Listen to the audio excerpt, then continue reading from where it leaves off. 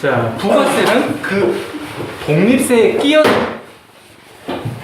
딸려온다는 것이죠. 그래서 그 독립세에 붙어서 오는 것을 부가세라고 하고 있고요. 자, 우리가 지금 이제 주로 공부하는 것이 이제 취득세, 등록세, 양도소득세인데, 바로 취득세에는 지방교육세, 농어촌 특별세가 따라오고요. 등록면허세에도 지방교육세가 농어촌 특별세가 따라오고, 양도소득세도 농어촌 특별세가 따라오는 거죠. 자, 농어촌 특별세는 아까 국세라고 했었죠. 그래서 취득세에 국세가 따라오고 있고요. 자, 그러니까 아까 말씀드린 대로, 자, 취득세는 기본적으로 물세이지만, 자, 농어촌 특별세는 국세임에도 불구하고 그 물세에 따라오기 때문에 국세임에도 불구하고 물세가 되는 거죠. 그래서 아까 성질적으로 이게 부가세보다는 독립세일 때 그것이 인세냐 물세냐 기준으로 잡아야 되고, 부가세는 그 번세에 따라오기 때문에 그 부가세 자체의 성질을 인세 물세로 하기에는 조금 이제 파악하기가 어렵다는 거죠. 그래서 농어촌 특별세는 취득세에 따라오는 농어촌 특별세는 국세임에도 불구하고 취득세 부가세 따라오기 때문에 물세라고 봐야 되겠죠. 자, 그리고 이제 그 기본 세율은 우리가 강론에서 이제 공부하면서 다시 정하기로 하겠고요. 자, 총론에서 봐주실 것은, 자, 농어촌 특별세라고 하는 겁니다. 그래서 다른 것들은, 그러니까 지방교육세는 원칙적으로 납부세액의 20%, 그러니까 내가 1,000만 원을 납부하면 1,000만 원에 20%, 200만 원을 추가해서 1,200만 원을 내는 겁니다. 근데 자, 제일 아래 양도소득세, 농어촌 특별세는 감면세액의 20%라는 거죠. 그 말은 내가 1,000만 원에 양도소득세를 내야 되는데 1,000만 원에 대해서 내가 감면을 받았어요. 그렇다면 양도소득세에서 내가 1,000만 원을 낼 때는 농어촌 특별세가 안 들어가요. 그런데 1,000만 원을 감면 받았으니까 감면 받은 것 중에 네가 20%를 내라는 겁니다. 그러니까 1,000만 원은 감면 받았지만 바로 이제 1,000만 원에 20%, 그럼 200만 원은 네가 농어촌 특별세를 내라는 거죠. 그러니까 납부세액의 20%라는 말과 감면세액의 20%. 그러니까 납부세액은 낼 때 붙여서 내는 것이고, 이제 제일 아래 양도소득세, 농어촌 특별세는 감면세액의 20%. 자, 그러면 자, 취득세, 농어촌 특별세가 있죠. 원칙적으로는 그 산출세액의 10%를 내지만, 만약에 그 산출세액을 만약에 내가 감면받았다면 그 감면세액에서 20%를 또 농어촌 특별세로 내라는 말이 되는 거죠. 그 의미를 아시겠죠? 그래서 그 부분 체크하시면 되겠고요. 자, 그 다음이, 자, 내가 내야 되는데 이제 내가 직접 내느냐 아니면 다른 사람을 대신 내느냐.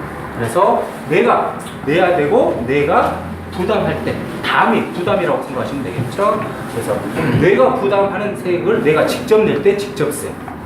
자, 간접세는 우리 보통 많이 하는 거죠. 부가가치세, 여기. 그래서 우리가 이제 마트에서 물건을 사시면 영수증 보시면 제일 밑에 부가가치세 가지고 산정을 할 겁니다. 그래서 그 금액 1.1%를 계산해 가지고 그것이 그 금액이 정해지는 거죠. 그러니까 이제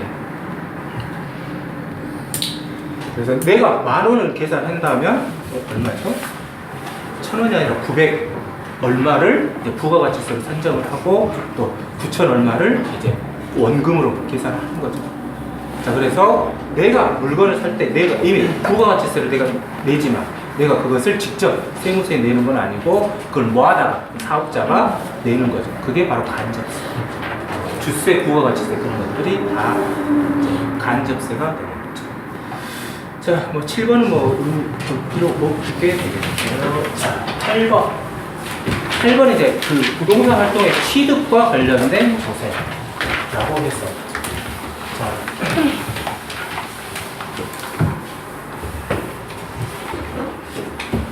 자, 내가 이 주택을 가지고 있다가 내가 이제 이것을 넘깁니다. 갑이 이것을 가지고 있다가 이것을 매매로 이제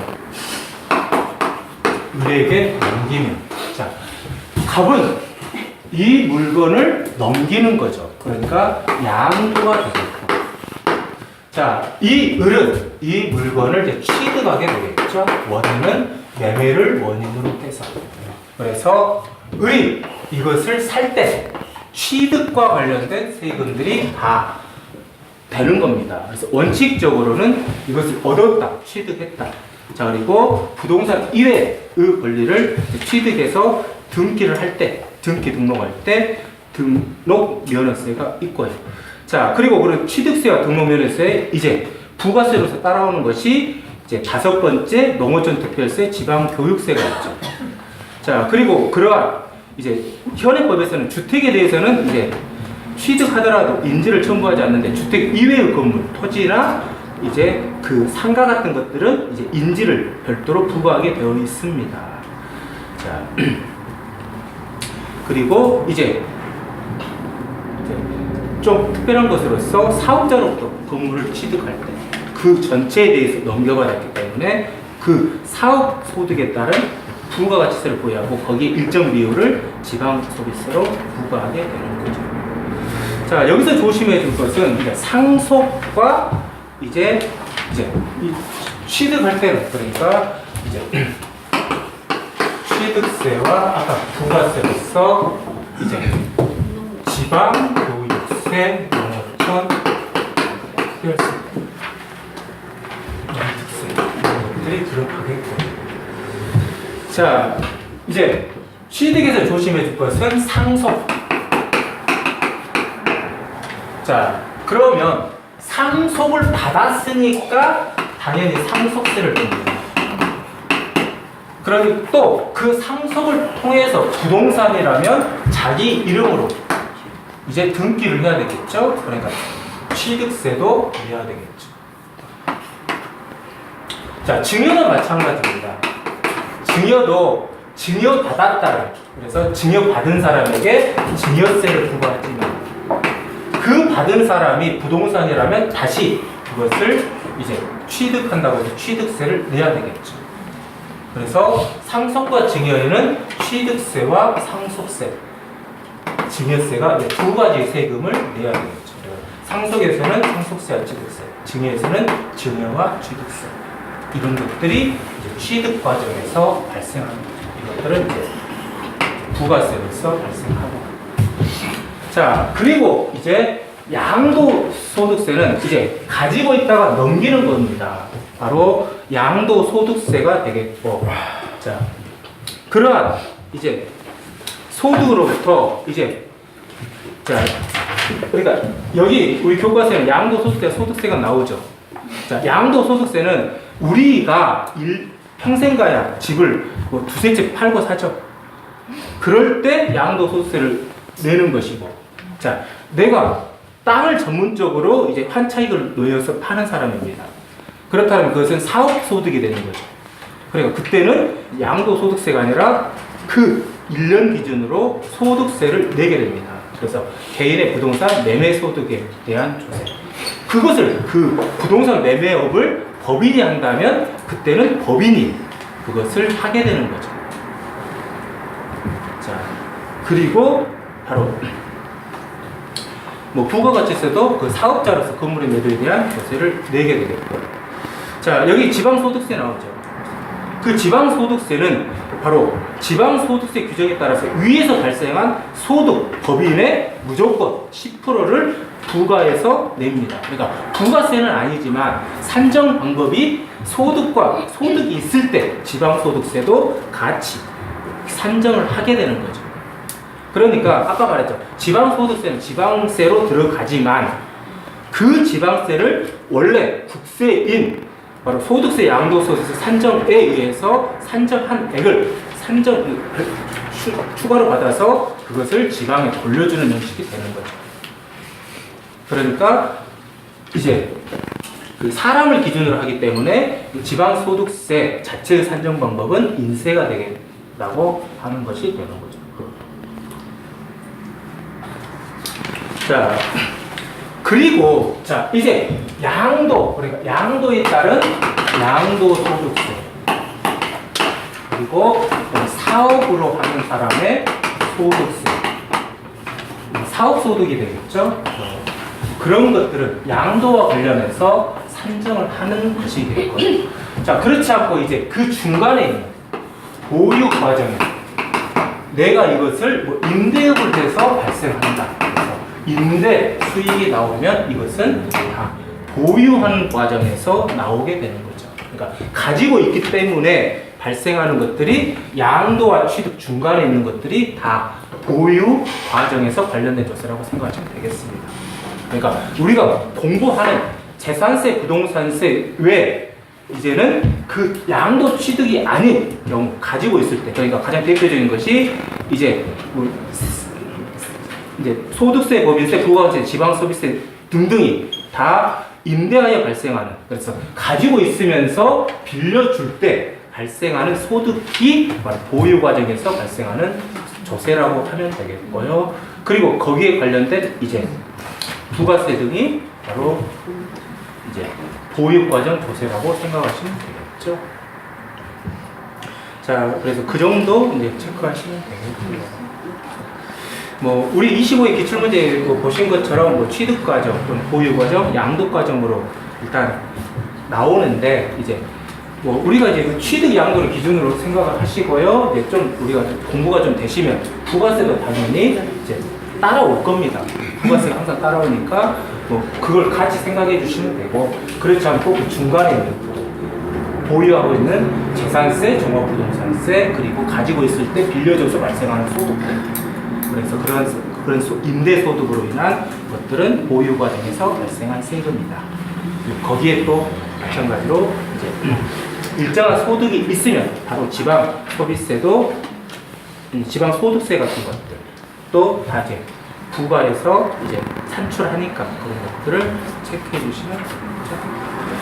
자, 이제 18페이지 아까 우리가 중복되는 게 있고 좀 중복되지 않는 것도 있으니까 이제 다시 조세 관련 용어의 정의라고 해가지고 좀 더 자세하게 교과서로 언급이 되어 있죠. 18페이지. 바로. 자, 18페이지 볼 것은 국세는 개별 법률로 되어 있습니다. 그래서 소득세는 소득세법. 그래서 양도소득세는 소득세법 중에 일부 할 때, 양도할 때 발생한 소득에 대해서 규정이 있겠죠. 그래서 또 법인과 관련해서는 법인세법.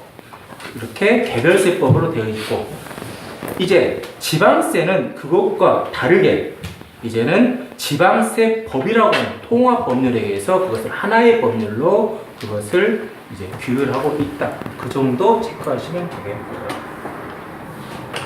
자, 이제 과세기간, 신고기한, 납세지라고 하는 파트가 됐는데, 자, 아까 과세 요건 중에 그 과세 요건을 산정하는 기준이 언제냐 라고 할 때 어떤 것을 기간으로 하느냐 아니면 어떤 것을 발생 사실로 하느냐, 그래서 그것을 이제 정하는 거죠. 그래서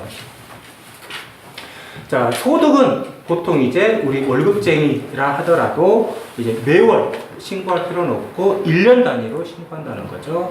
하지만 원칙, 그래서 내년 1월 1일부터 12월 30일까지 되는 건데, 자, 죽어버렸습니다. 그렇다면 죽은 이후에까지는 계산할 필요가 없겠죠. 그래서 1월 1일부터 사망일까지. 자, 헬조선 싫어. 나 외국 가 살래. 라고 떠나버렸어요. 떠난 사람의 소득은 산정할 필요가 없겠죠. 그래서 출국까지 하는 것입니다. 자, 법인은 원칙적으로 이제 정관에 따라서 그것을 산정하게 되어 있습니다. 알아서 하되 1년을 넘으면 안 되겠죠. 그래서 자, 우리는 그냥 8개월 단위로 하자. 왜? 4개월은 우리가 일 안 하거든. 그런 식으로. 그래서 자기들이 알아서 정하지만 그 기간은 1년 안으로 정하면 되겠죠. 자, 뭐 부가가치세 보통 이제 그 여기 보통 이제 슈퍼 하시는 분들은 자, 전반기, 후반기로 분기별로 합니다. 그래서 1기, 2기로 나누고 있죠. 하지만 간이과세권자 이제 그 수익이 적은 사람들은 번거로우니까 1년에 한 번 하는 걸로 하게 되겠고요.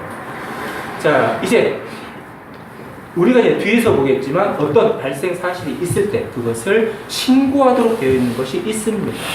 그래서 법정 신고 기한이라고 있는 것이 역시 법에 의해서 신고를 필요로 할 때 그것을 하도록 하는 기간이 되어 있죠. 이제 이것도 역시 뭐 총론적인 내용이니까 뭐 기억해 주시면 좋겠지만 뭐 여기서 기억 안 하시더라도 강론에서 공부하시고 다시 기억하셔도 됩니다. 오하셨어요. 그래서 자 이제 취득세. 자 취득을 하면 취득세는 언제 됐다? 취득일이라고 보고. 자 우리가 이제 뭐 1차 하신 분들은 이제 양도일, 취득일을 어떻게 보는지가 또 중요해지죠. 그래서 일단 취득일로부터, 그래서 취득일로부터 60일 이내에 자, 내가 이 건물을 취득했다. 그러면 이 취득일로부터 60일 이내 취득세를 납부해야 되는 것. 하지만 현실적으로는 우리가 부동산에 대해서는 등기 등록을 해야 되기 때문에 원칙적으로는 등기 등록하기 전에 해야 되겠죠. 그래서 뭐 등기 등록과 연결될 때는 등기 등록이지만 취득일로부터는 60일 이내에 해야 되고, 만약에 60일 이내에 하지 않는다 그러면 이제 일정한 또 제재가 가해지게 되겠죠. 자, 그런데 자, 내가 상속을 통해서 취득을 할 때 이때의 취득세는 좀 다르게 보고 있습니다. 그래서 상속세나 상속으로 인한 취득에 대해서는 자, 여기서 조심해 줄 것이 이제 자, 가로에 있죠? 그러니까 상속은 상속 개시일에 속하는 달의 말일부터 6월 이내. 그러니까 자, 아버지가 나하고 별로 안 친했어. 그래서 아버지 재산이 얼마인지 나 몰라. 그런데 아버지가 갑자기 돌아가셔가지고 아버지 재산을 파악할 수 없는 상태에서 이렇게 2개월 안에 하라고 하면, 60일 안에 하라고 하면 내가 좀 어려울 수가 있죠. 그래서 좀 상속에 대해서는 아주 기간을 넉넉하게 줍니다. 그래서 이제 상속세에 대해서는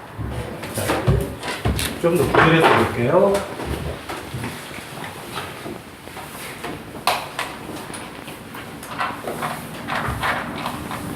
자, 상속을 하게 되면 상속세도 내야 되고 상속에 따른 취득세도 내야 됩니다. 자, 상속은 무조건 다 기간이 똑같습니다. 자, 그래서 자, 상속 개시일에 속하는 달의 말일부터 6개월 이내. 그러니까 만약에 오늘 뭐 안타깝게도 저희 아버님이 사망하셨다. 그렇다면 아버님의 부동산에 관련해서 내가 취득하게 되면 그 취득세와 상속세는 언제 내느냐. 그러니까 이달이 속하는 말일, 그러니까 3월 31일부터 계산해서 4, 5, 6, 7, 8, 9월 말일까지 상속세와 취득세를 다 납부하게 되어 있습니다. 그러니까 그 달에 속하는 말일부터 개월을 6개월을 산정해 주는 거죠. 그래서 이제 이건 다 똑같습니다. 바로 상속세나 취득세는 다 6개월. 자, 우리가 이제 증여는 공부하지 않지만, 자, 증여도 증여세하고 이제 증여에 따른 취득세를 냅니다. 자, 증여세는 증여받은 날로부터 3개월 이내에 해달라고 합니다. 자, 그러면 자, 취득세는 증여에 따른 취득세는 언제 내야 될까요? 자, 상속에 따른 취득세만 6개월이라는 겁니다.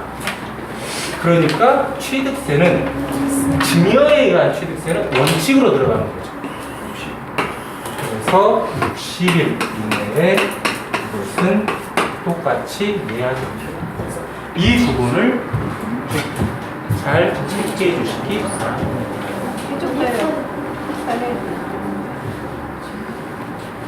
저번 얘기하셨다고.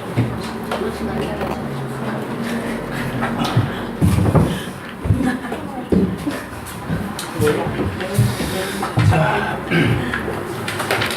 자, 그런데 이제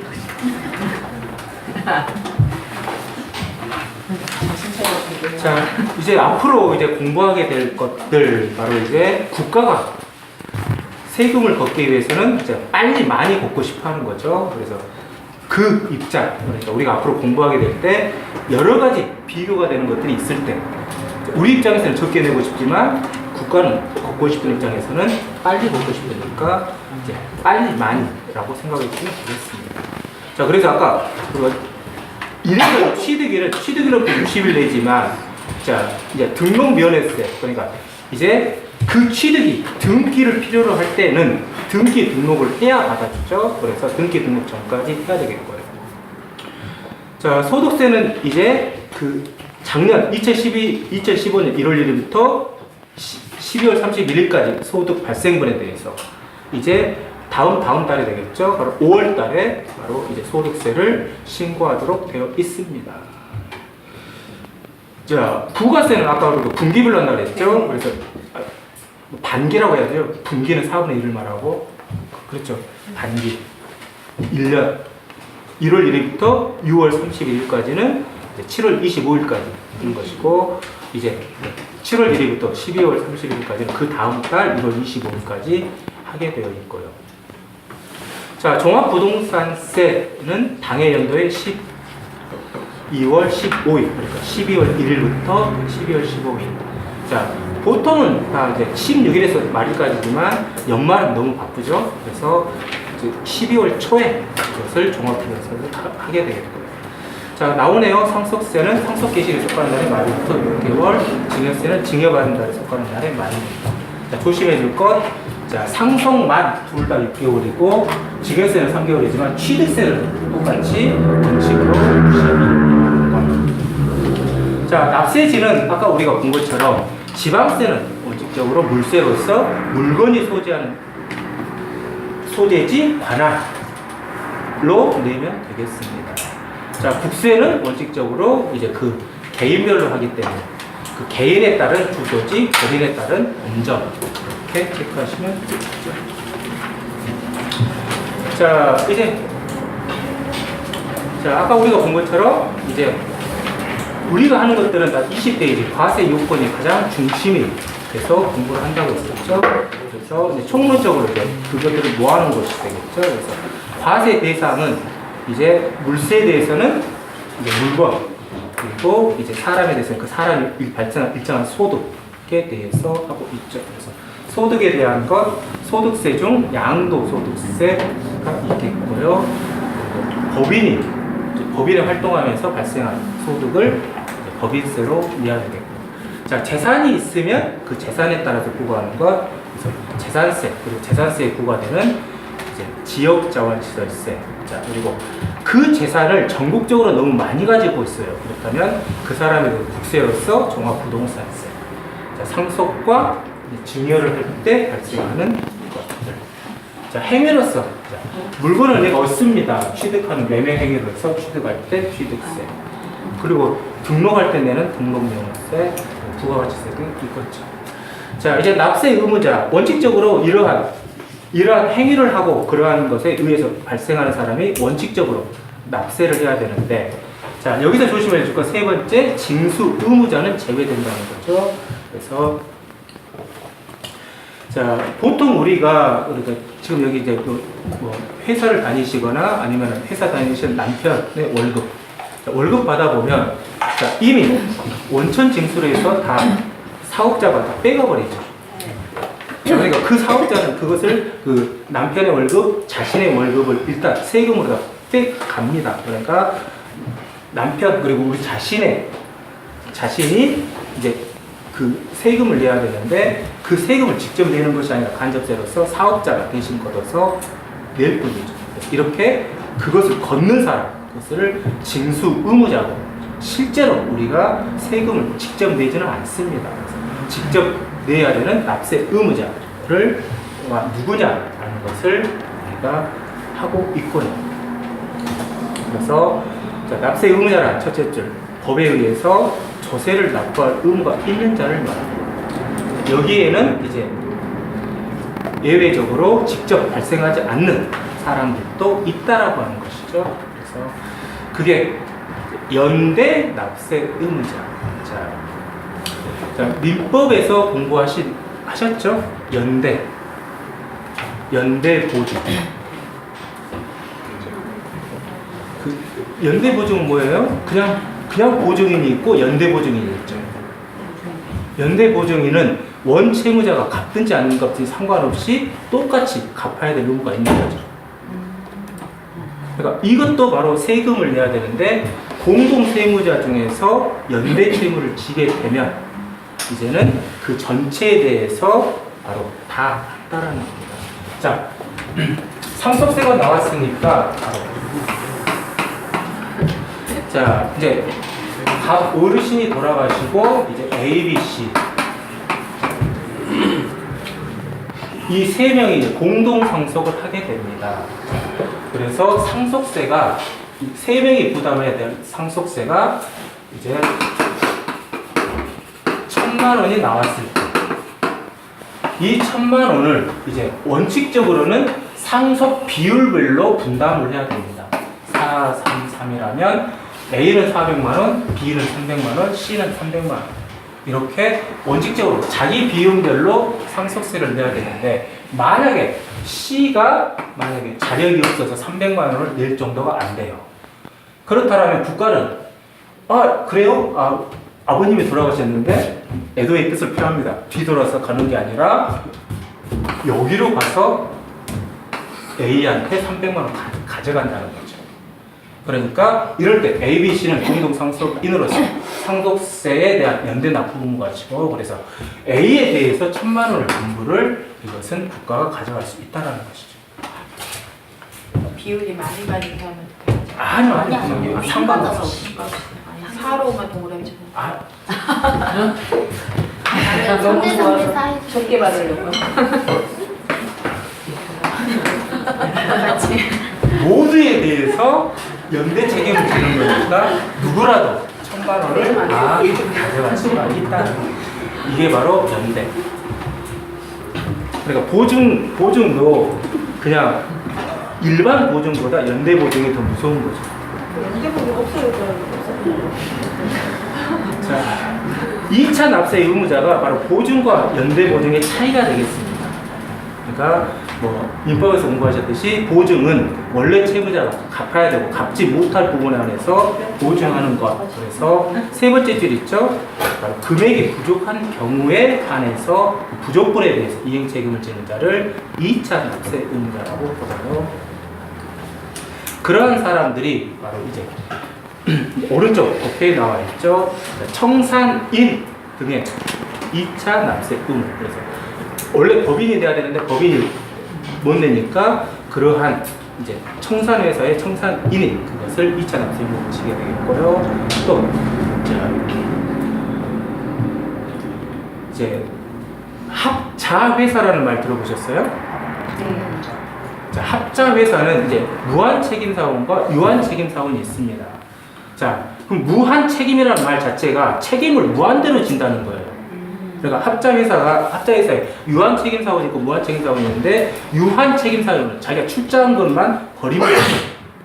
그러니까 만약에 그 합자회사가 부도났다. 그럼 유한책임은 자기가 출자한 것을 포기하고 더 이상 책임을 지지 않습니다. 그런데 무한책임이라는 말 자체는 책임을 무한대로 지니까 바로 만약에 그 합자회사가 갚지 못한 세금을 미납한 것이 있다면 이제 무한책임사원들의 개인자산으로 그것을 납세할 의무가 있다라고 하는 거죠.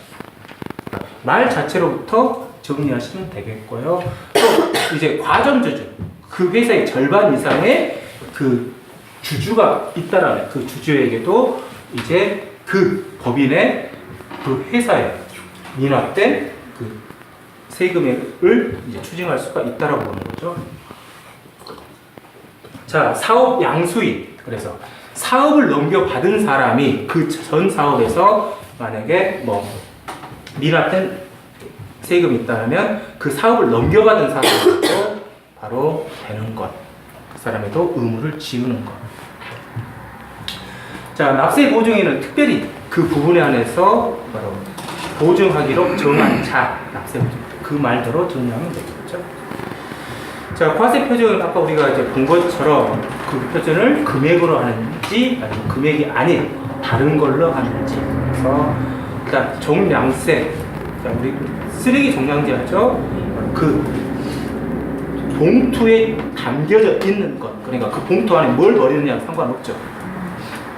그래서 그 수량이나 면적으로 표시하는 것.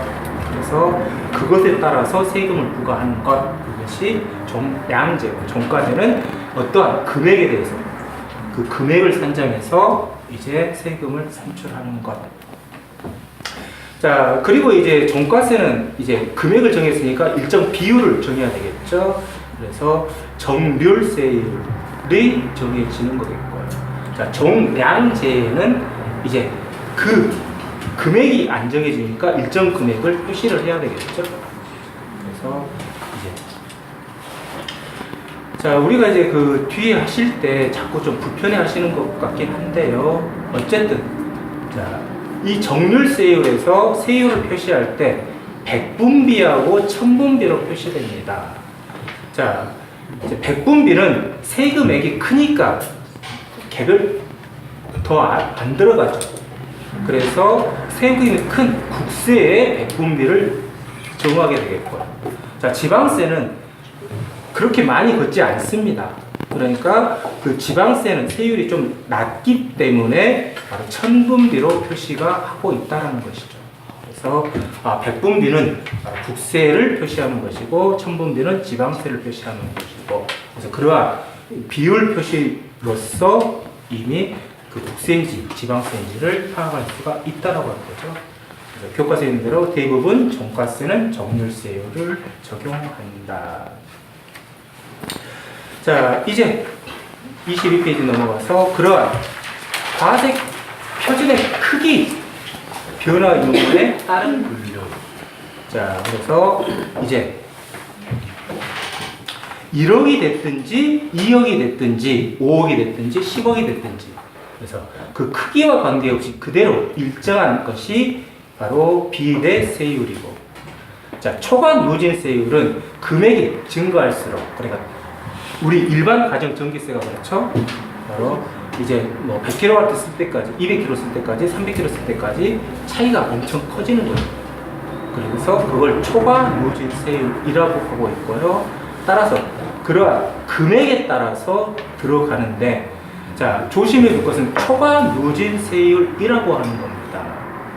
자, 그러니까 뭐 자, 전기세를 내가 324kW를 썼어요. 그러면 320, 그러니까 300에서 400kW에 들어갔다고 해서 여기에 적용되는 아주 고세율을 쓰는 것이 아니라, 이것은 뭐만 24kg만 바로 여기에 들어가는 것이고, 그리고 0부터 100까지 금액, 100부터 200까지 100, 200부터 300까지 100, 이렇게 각각 그 구간별로 적용을 하고, 그래서 초과 누진세율이라고 하는 초과된 부분에 대해서만 이 누진, 고이세율을 적용한다는 말이 되는 겁니다.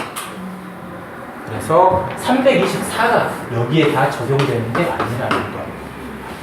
그게 초과 누진세율이라고 하는 것이 되겠고요.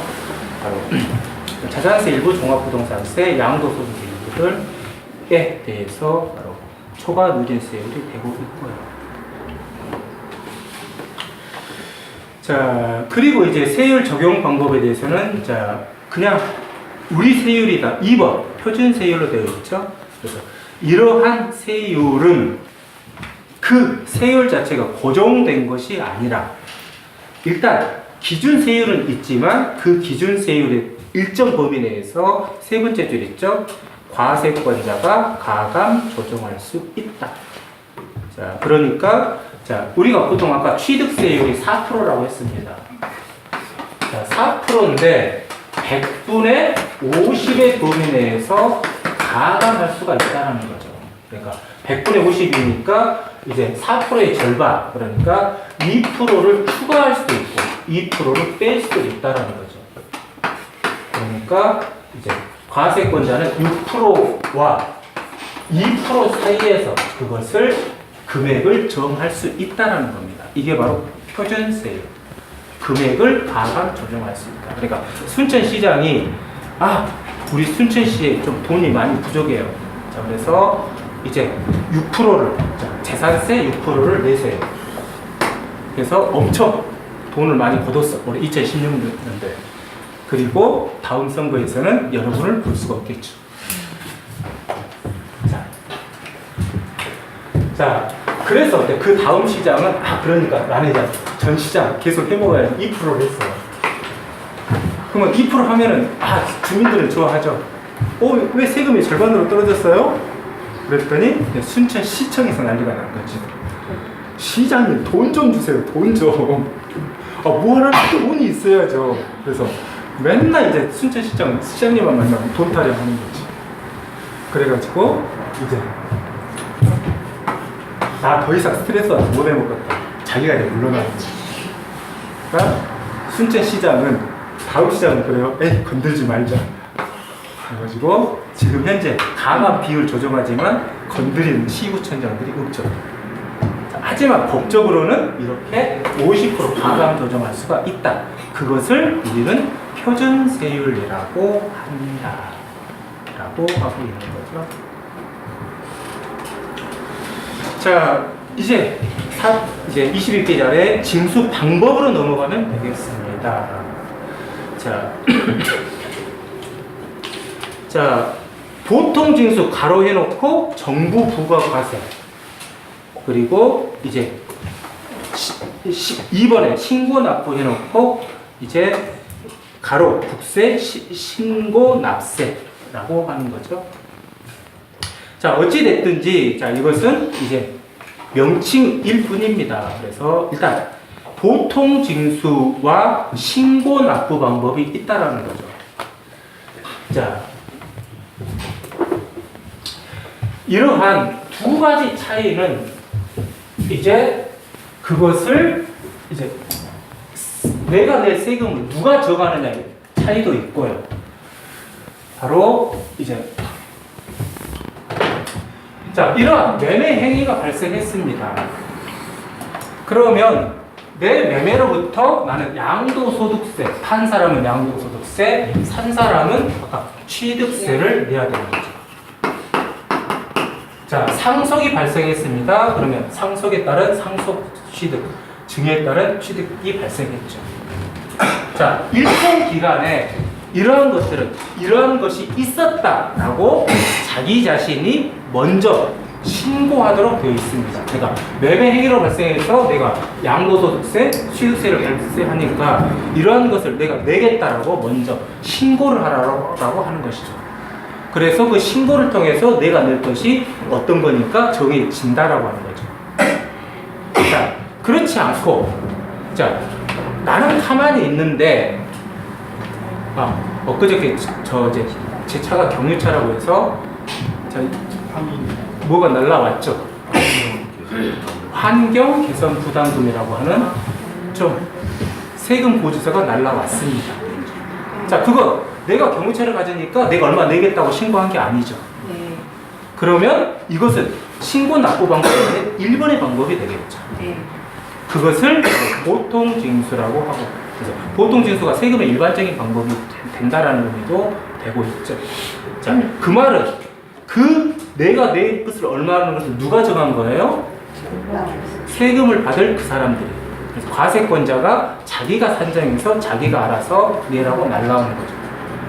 그래서 바로 우리가 그걸 뭐라고 합니까? 보통 징수는 방금 날라온 것처럼 고지서를 통해서 누가? 바로 과세권자가 계산해서 과세권자가 다 결정을 해서 자기가 내라고 날라온 겁니다. 자, 그래서 고지서가 날라오고, 자, 신고 납부는 고지서가 아니라 내가 가서 직접 내는 거죠. 내가 신고를 해야 돼요. 신고는 내 마음대로 하면 되나요? 아까 우리가 본 것처럼 일정한 법정 신고 기간이 주어지는 거죠. 그래서 그 기간 안에 우리가 신고를 하도록 되어 있고요. 자, 더 중요한 거. 만약에 내가 고지서가 냈는데 안 냈어요. 신고를 해야 되는데 신고를 안 했어요. 그럴 때 이제는 그것에 대한 제재를 가해야 되겠죠. 자, 요즘 사회가 참 험악해져가지고 자꾸 뉴스 보기가 겁나더라고요. 네. 자, 그러면 그 뉴스에서 나오는 그러한 사회에서 해야 되는 것들을 하지 말아야 되는 것들을 해야 되는 사람들은 우리가 어떻게 다스리나요? 형사 제재로 해가지고 다 끌고 가서 일단은 구속시키고 그리고 재판을 통해서 이제는 교도소에 보내죠. 우리가 지금 현재 사형은 있지만 실제 사형을 실시하지는 않지만 간혹가다 사형 선고가 되는 경우도 있고요. 자, 거의 모든 것들이 바로 징역형으로 제재를 합니다. 우리는 뭘 따집니까? 돈을 따지죠. 돈을 따지니까 돈 안 내려고 하니까 돈을 더 많이 물리겠다는 거죠. 자, 조심해 줄 것. 자, 두 가지의 제재 방법이 다 다르다는 거죠. 그래서 자, 징수를 했을 고지서가 날라오는데 고지서에 보시면 납부 기한이 있고 납부 기한 후라고 하는 것이 있죠. 그러면 그 납부 기한 내와 납부 기한 후의 차이는 바로 이것 때문에 그렇습니다. 가산. 자, 그래서 내가 안 내니까 내가 이제 민법에서 말하는 지연 이자에 해당하는 거예요. 그러니까 돈을 줘야 되는데 돈 안 주니까 그 이자에 해당하는 것들 바로 가산금을 부과가 시키는 거게 되겠죠. 자, 그리고 이제 신고를 해야 되는데 내가 제대로 신고 안 하니까 이제는 이제 국가가 신고를 받고 그냥 끝내면 되는데 안 하니까 이제 괘씸하다고 이제 국가가 다시 세금을 계산합니다.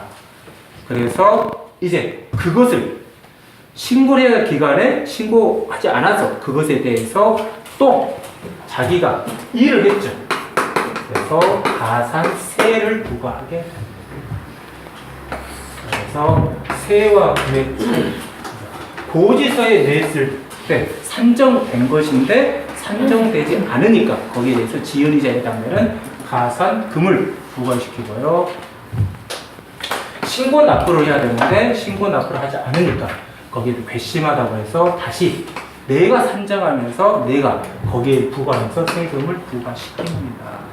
그래서 신고에 세에 정리해 주시면 되겠고요. 자, 뭐 뒤에서 나옵니다. 자, 뭐 특별징수라는 것은 원청징수가 있는데 우리 부동산 세법에는 없습니다. 그래서 이것은 뭐 소득세와 관련된 것이니까 딱히 뭐 공부하실 필요는 없고요. 두 가지만 정리하시면 되겠죠. 자, 우리 교과서에 이제 가산세가 나오니까 가산세를 봅시다. 가산세는 세법에서 규정하는